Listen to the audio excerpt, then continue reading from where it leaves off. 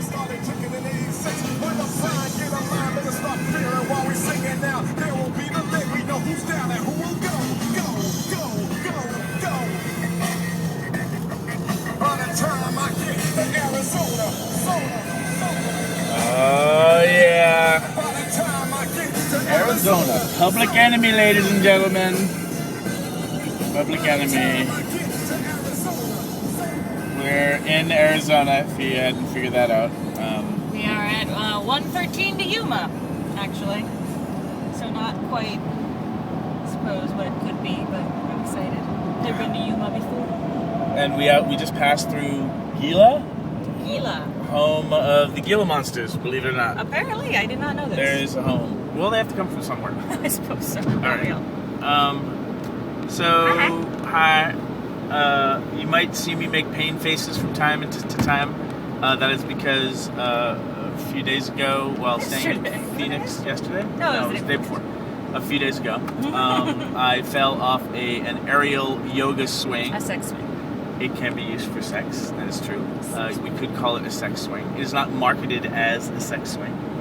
And I was playing on it and looking very. I would like to think sexy. You were elegant. And elegant. I was looking elegant, and then the entire thing ripped out of the ceiling, which does say a little bit about how much weight I'd put on over the holidays.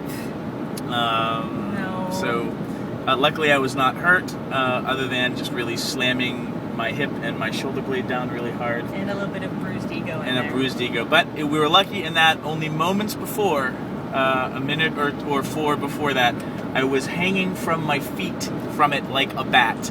And so we're very lucky that it didn't let go then. That's true. So I'm counting my stars, and I apologize for wobbly camera work today because my arm's not really working. And we're here today to talk about jealousy. Yes, well, because we are headed to San Diego because you are filming a jealousy DVD. Yes. Do you want to talk about that a little bit? Yes. Just trying to get, it's kind of bright in here, but I think this looks good. So we're traveling from Phoenix today to San Diego. It's about a 6-hour drive.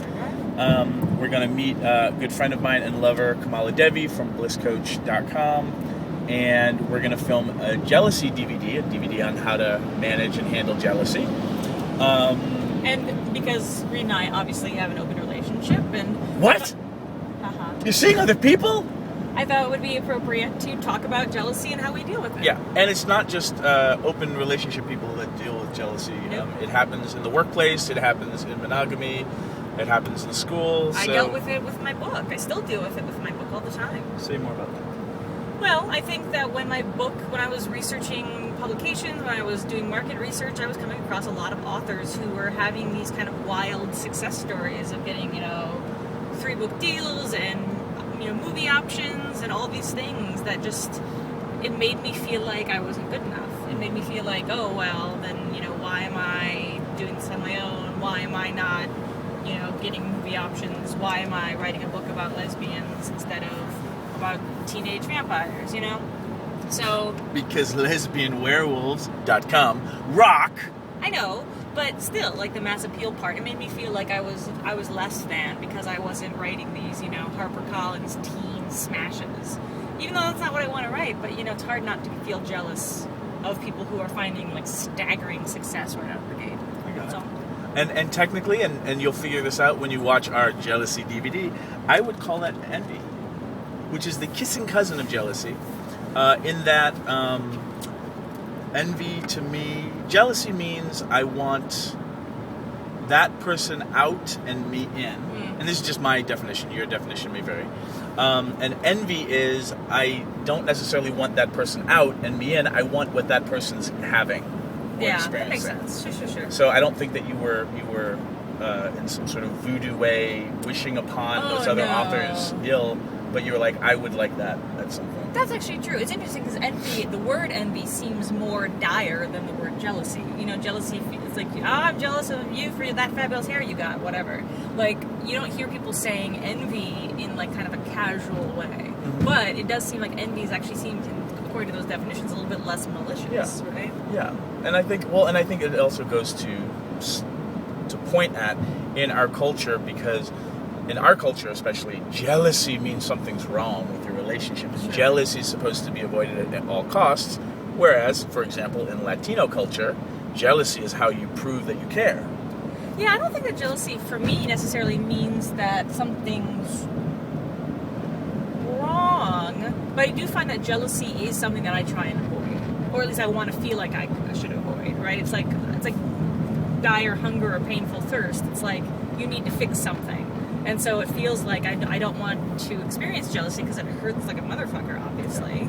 Well, for me, jealousy, when I teach jealousy, and I'll be doing that tomorrow at the photo shoot, at the filming, I teach it like jealousy is kind of like asthma, like know your triggers, and a lover of mine, partner Beth, Dr. Beth, she kind of started this idea that jealousy is like an octopus. It has 8 arms. Maybe it's a squid, maybe it's got 12 or 10 or whatever, how many arms squids have. But that jealousy is this complex set of emotions, and that each arm represents a different set of needs, and that for some people you only feel jealous when 2 or 3 arms get tugged at the same time. Well, that's interesting. And for those of you who are more curious, go to readaboutsex.com, click on jealousy, and there's a bunch of different, or do a search for jealousy, and you can download some free stuff on jealousy, and there's some e-course stuff on jealousy as well. Well, so the interesting thing that I'm like going through is like we're on our way to San Diego. We're going to stay with one of Reid's other lovers, somebody I don't know very well. And for me, I'm usually pretty good about working through my jealousy. I get jealous all the time, but I've gotten to a place where it's kind of like a low grade thing, where it's just like it's not a big deal. It's like dealing with hunger or thirst, where it's like, oh, I know what this feeling is. I know how to work through it, and generally speaking, I know how to remedy it. Sometimes it can be when 2 or 3 of my little legs get pulled. It can be a lot more difficult for me to kind of pull up on the control bar so that I can feel like I actually am doing all right. But one of the things is that I find like right now on our way to stay at your lover's place, I don't have a lot of information because I don't know her very well. I've never really what I like to say is like smelled them, which I know sounds weird, but I guess it's the werewolf in me. Like I need to feel like I can sniff somebody to feel like I can trust them, right? Yeah. And without having spent any time with this person, I feel like I can't trust her, which is not a very safe feeling to be in, particularly because we're staying at her house.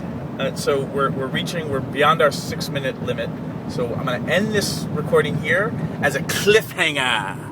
So join us for the next part of our road trip video, where we'll talk more about Allie's need to smell. Bye!